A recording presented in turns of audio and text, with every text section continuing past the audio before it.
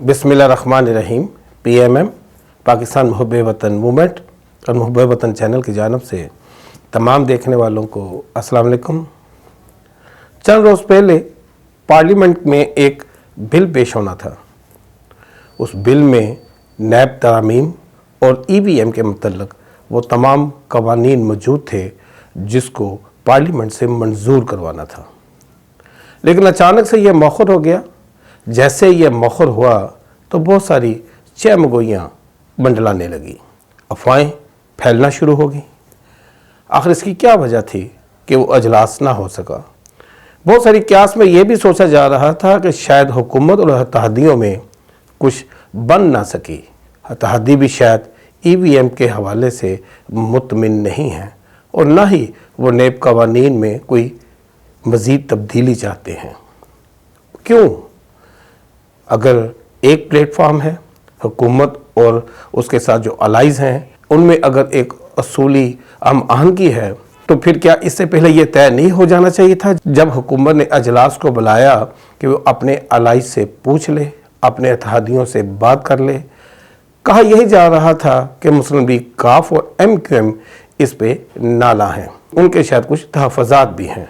एक मरतबा फिर हुकूमत ने इस बिल को पार्लियामेंट में लाने का फ़ैसला किया है। हो सकता है कि इसी हफ्ते में किसी भी दिन में ये बिल पेश करने के लिए हुकूमत ऐलान कर दे। इस पर गौर करने के लिए इत्तेहादी जमात के मुस्लिम लीग काफ ने कल अपना अजलास बुलाया, जिसमें उसके तमाम मुंतखब अरकान शरीक भी हुए।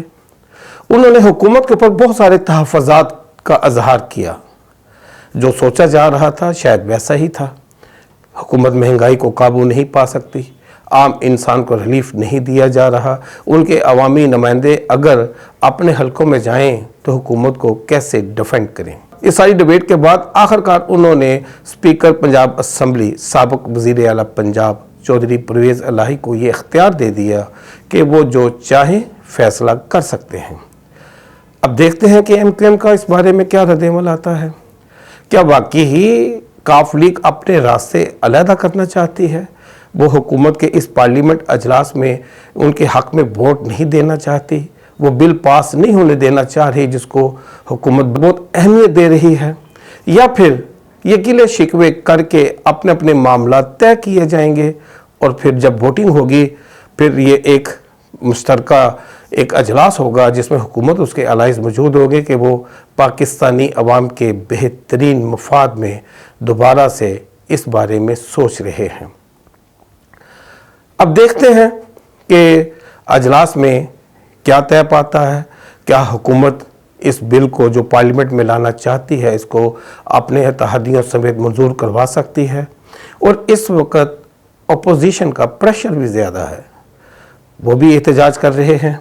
इसलिए इन हालात में शायद हुकूमत के लिए ये एक चैलेंज से कम नहीं, अपने इत्तेहादियों से मिलकर अपनी यकजहती का मुजाहरा करे ताकि इसका जो असर है नीचे अवामी हलकों तक ही जाए कि हुकूमत अपने इत्तेहादियों के साथ अभी तक मुस्तहकम है। नाज़रीन, मुल्क में एक ऐसा सरमायादाराना जमहूरी निज़ाम राइज है जिसमें सब कुछ है लेकिन अवाम के लिए शायद कुछ भी नहीं है। इसमें उन लोगों में शायद कतई तौर पर कोई संजीदगी नज़र नहीं आती कि अवाम किस हाल में है। अवाम मुआशी तौर पर तबाह हो जाएं, इखलाकी तौर पर मफलूज हो जाएं, सियासी बसीरत से ना आशना रहें, नौजवान बेरोज़गार होते रहें, मुल्क के ऊपर कर्ज़े पे कर्ज़ा चढ़ता रहे। लेकिन इस सरमायादाराना जमहूरियत में सिर्फ इक़्तिदार की जंग के अलावा कुछ नहीं। एक तबका है जो किसी ना किसी तरीके से काबज़ रहना चाहता है। देखा जाए तो इस जमहूरियत में एक आइन तो है जिसके फंडामेंटल राइट्स की जो दफ़ात हैं वो खामोश हैं, वो चैप्टर आज भी साइलेंट है। कहने को हुकूमत भी आइन की बालादस्ती का नाम लेती है, अपोजिशन भी रूल ऑफ लॉ का नारा लगाती है। कौन से रूल ऑफ लॉ और कौन सी आइन की बालादस्ती जिससे सिर्फ हुक्मरानी की जाए, अपने अपने मफाद के लिए कवानीन बनाए जाएं?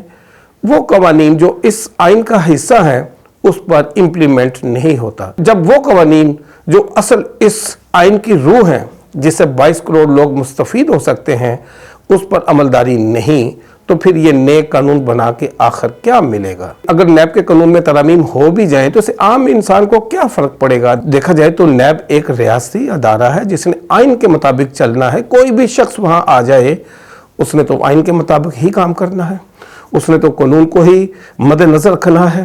پھر کیا وجہ ہے کہ چند شخصیات کو ان کے اوپر تحفظات کیوں ہیں؟ اگر ہم نیچے چلے جائیں، عام انسان کو کیا یہ حق ملتا ہے کہ وہ اپنی انویسٹیگیشن آفیسر کے اوپر کوئی تحفظات کا اظہار کر سکے، ان کو بدلنے کے لیے اور اپنی من مانی کا افسر تعینات کرنے کے لیے پریشر ڈال سکے؟ یہ ہے کہ اس ملک میں آئین کے نام پر صرف عوام کو دھوکہ دیا جا رہا ہے۔ اگر ای وی ایم سے ہم یہ سمجھتے ہیں کہ شفافیت آ بھی جائے تو شفافیت کس کے لیے آ سکتی ہے؟ وہ شفافیت فنڈامنٹل رائٹس کے لیے کیوں نہیں ہے؟ کیا ایسا ممکن ہو سکتا ہے کہ اگر سب جتنے بھی ہمارے محترم سیاستدان ہیں جو اس پارلیمان نظام کا حصہ ہیں وہ اس بارے میں سیریس ہو جائیں اور اپنے حلف کی پاسداری کریں اور ان قوانین پر، ان آئینی شقوں کے اوپر عملداری شروع کر دیں جس سے عوام کو ریلیف ملتا ہے، تو شاید ہو سکتا ہے کہ عوامی مشکلات میں کمی آ سکتی ہے۔ لیکن کیا کریں، حکومتی سینئر وزراء اس بات کی نوید دے رہے ہیں کہ حکومت کو کوئی خطرہ نہیں۔ ہم کب کہتے ہیں کہ حکومتوں کو خطرہ ہوتا ہے؟ خطرے میں تو صرف عوام رہتے ہیں۔ حکومتیں تو آتی ہیں اور اپنے مفادات کو سمیٹ کر چلی جاتی ہیں، ان کو تو کوئی ہاتھ بھی نہیں لگا سکتا۔